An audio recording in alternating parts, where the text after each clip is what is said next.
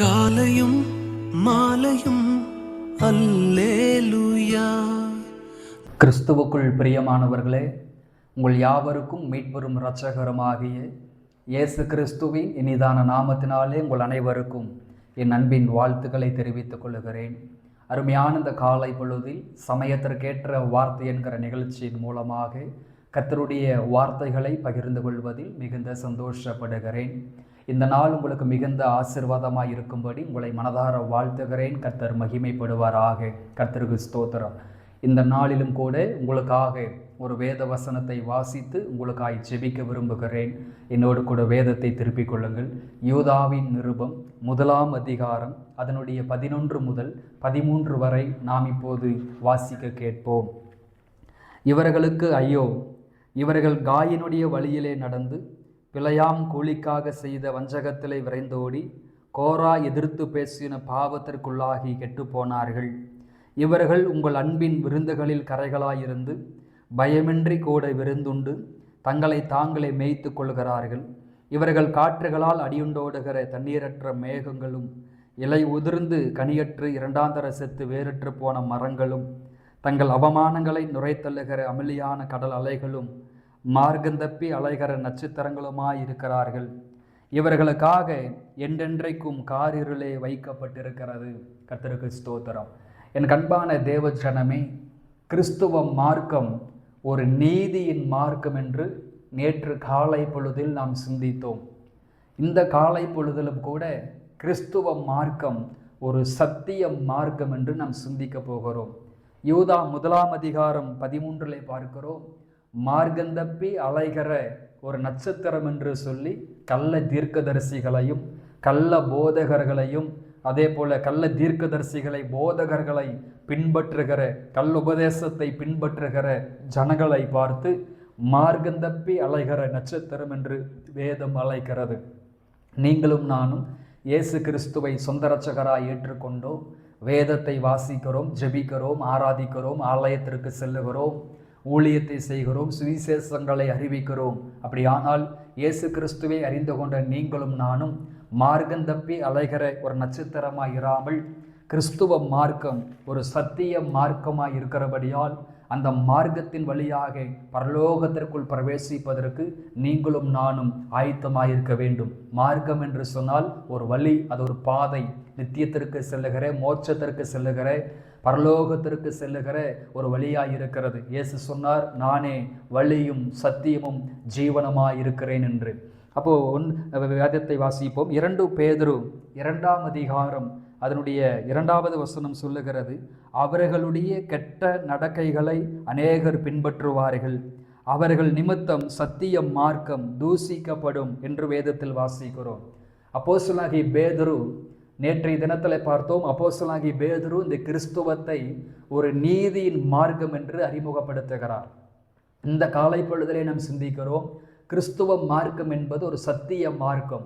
இந்த சத்திய மார்க்கம் கள்ள போதகர்களாலும் கள்ள தீர்க்கதரிசிகளாலும் கள்ள உபதேசங்களாலும் கள்ள சத்தியங்களாலும் கள்ள விசுவாசிகளாலும் ஸ்தோத்திரம் சத்திய மார்க்கம் தூசிக்கப்படுகிறது என்று வேதம் வருத்தப்படுகிறது.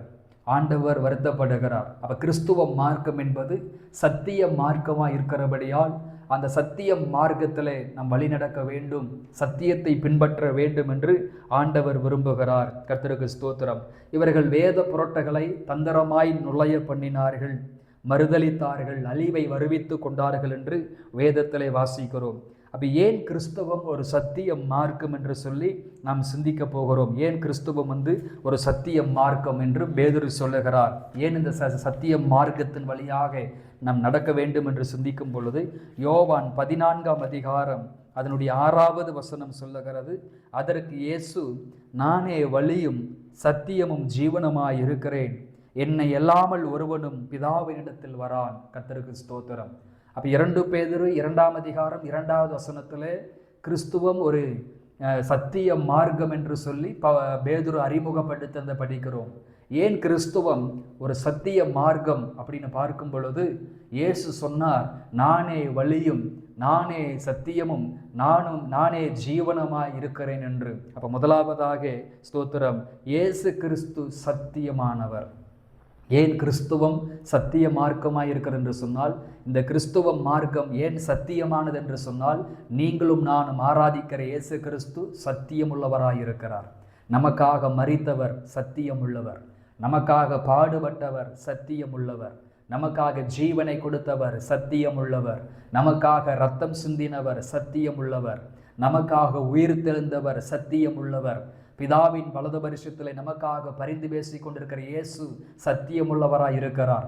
மீண்டும் ஒரு விசை இந்த பூமிக்கு அவர் வரப்போகிறார். அந்த மீண்டும் வரப்போகிற தேவகுமாரன் ஸ்தோத்திரம், அவர் சத்தியமுள்ளவராய் இருக்கிறார்.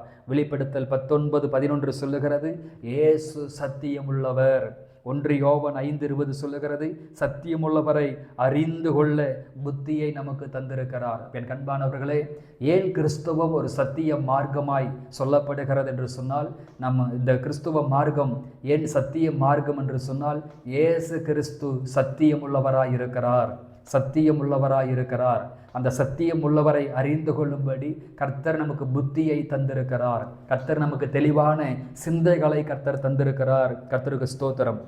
இரண்டாவதாக, ஏன் இந்த கிறிஸ்துவம் ஒரு சத்திய மார்க்கம் அப்படின்னு பார்க்கும் பொழுது, யோவான் 7ஆம் அதிகாரம் அதனுடைய 28வது வசனம் இவ்விதமாய் சொல்லுகிறது. 7:28 வாசித்து பார்க்கும் பொழுது அங்கே வேதம் இவ்விதமாய் சொல்லுகிறது, அப்பொழுது இயேசு தேவாலயத்தில் உபதேசிக்கையில் சத்தமிட்டு, நீங்கள் என்னை அறிவீர்கள், நான் எங்கே இருந்து வந்தேன் என்றும் அறிவீர்கள்.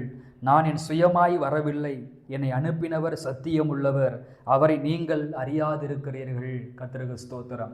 அப்போ இரண்டாவது, ஏன் கிறிஸ்துவம் சத்திய மார்க்கம் என்று பார்ப்போம் என்று சொன்னால், இயேசு கிறிஸ்துவை பூமிக்கு ஒருவர் அனுப்பி வைத்தார். அவர்தான் பிதாவாகிய தேவன். தன்னுடைய சொந்த குமாரன் என்றும் பாராமல் தன்னுடைய சொந்த குமாரனையே பூமிக்கு அனுப்பி, இந்த பூலோகத்திற்கு அனுப்பி இவ்வளவாய் உலகத்தில் அன்பு கூர்ந்தார் என்று படிக்கிறோம்.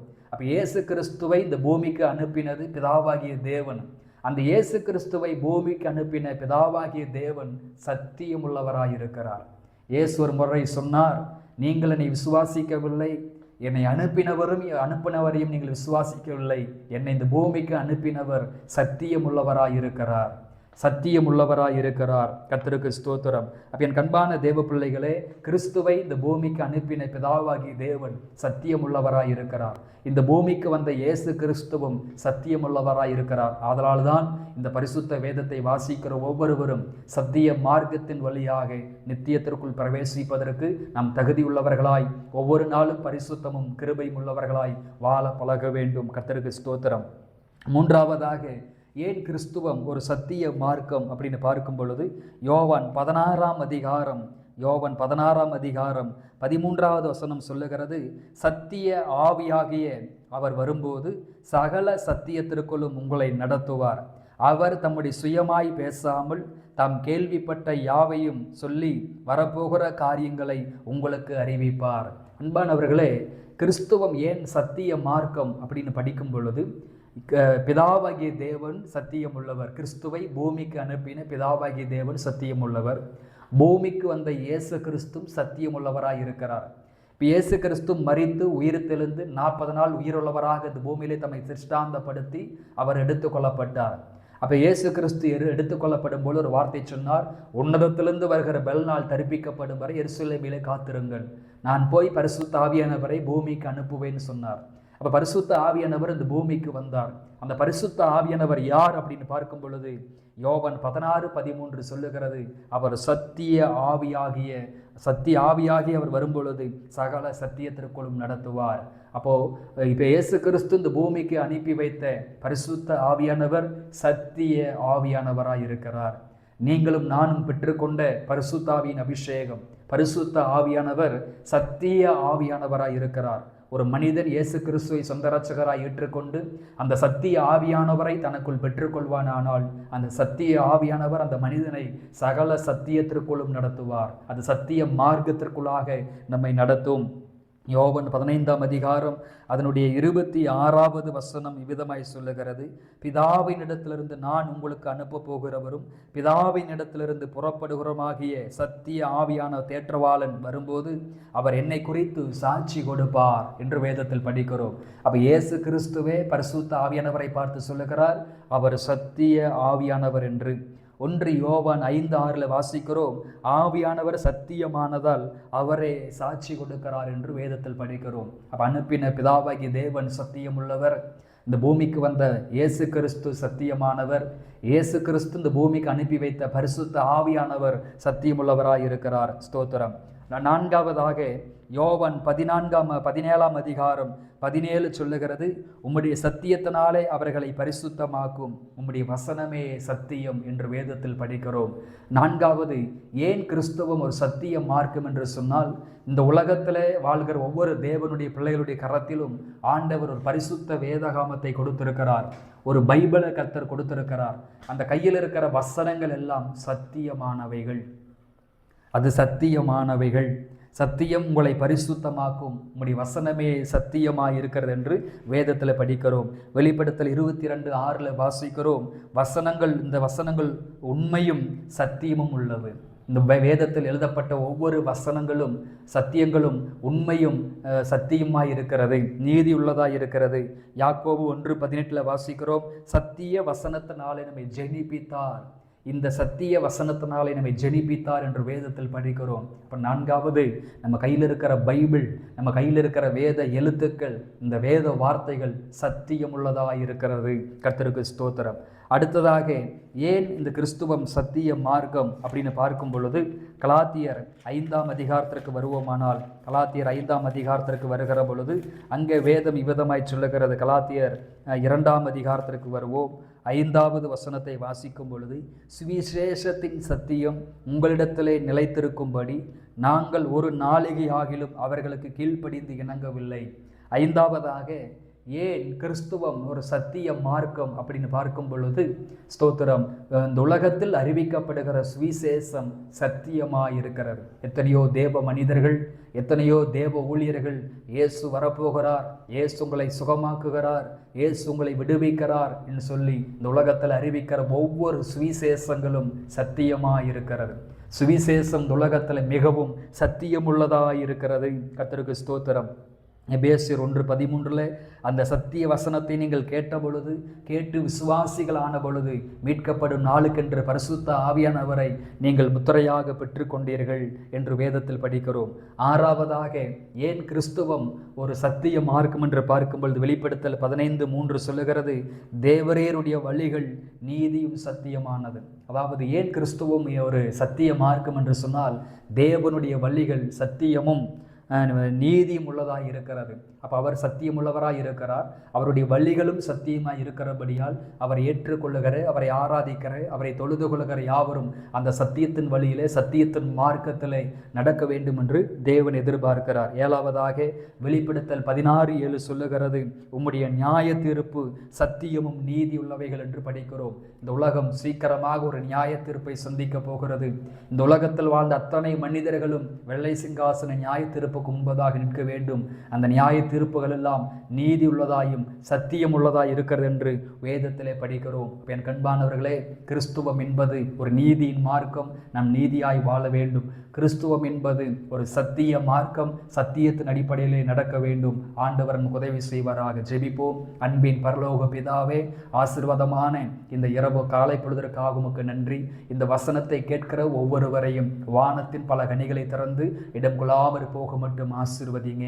அனுப்பினவர் சத்தியம் உள்ளவர், அனுப்பப்பட்டவரும் சத்தியம் உள்ளவர், அதே போல பரிசுத்த ஆவியானவரும் சத்தியம் உள்ளவர், வேத வசனங்களும் சத்தியம் உள்ளது, அதே போல நியாய தீர்ப்புகள் சத்தியம் உள்ளது, வழிகள் சத்தியம் உள்ளது என்று வேதத்தில் படிக்கிறோம். இது ஒரு சத்திய மார்க்கமாக இருக்கிறபடியால் சத்திய மார்க்கத்தில் நடந்து வசனத்தின் பிரகாரமாக வாழ்ந்து ஆண்டவரே நாங்கள் நித்தியத்திற்குள் பிரவேசிப்பதற்கு ஆண்டவர் உதவி செய்யுங்க.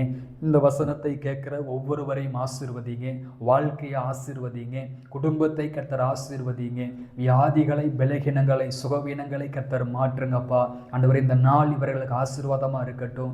எல்லா சஞ்சலங்கள், கலக்கங்கள், பாரங்கள், சோர்வுகள் எல்லாம் இயேசுவின் நாமத்தில் மாறட்டும் என்று நான் மனதார வாழ்த்தி ஜெபிக்கிறேன். எல்லாவற்றையும் பொறுப்படுத்திக் கொள்ளும், பலப்படுத்தும், ஆசீர்வதியும் இயேசுவின் நாமத்தில் பிதாவே. ஆமேன், ஆமேன். கிறிஸ்துவுக்குள் பிரியமானவர்களே, இந்த வேத வசனத்தின் அடிப்படையிலே ஆண்டவர் உங்களை ஆசீர்வதிப்பாராக. God bless you.